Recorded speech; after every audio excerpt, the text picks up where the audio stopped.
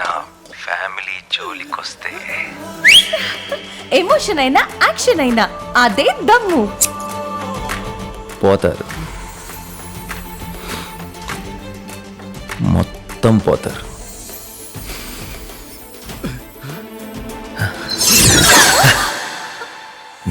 అన్నా మీరా?